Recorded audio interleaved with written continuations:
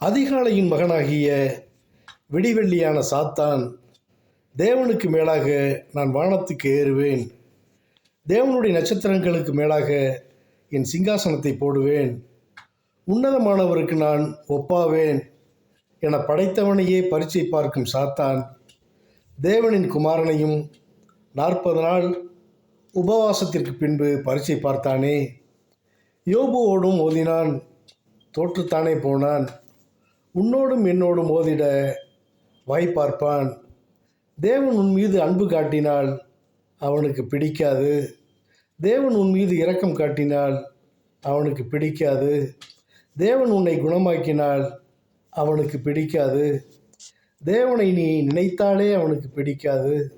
ஆனால் நீ விபச்சாரம் செய்தால் அவனுக்கு பிடிக்கும். கொலை, கொள்ளை, வம்பு செய்தால் அவனுக்கு பிடிக்கும். அடுத்தவன் குடியை கெடுத்தால் அவனுக்கு பிடிக்கும். நீ பாவியாக இருப்பதே அவனுக்கு பிடிக்கும். சாத்தானோடு சேர்ந்து தேவனை நீயும் பரீட்சை பாராதிரு.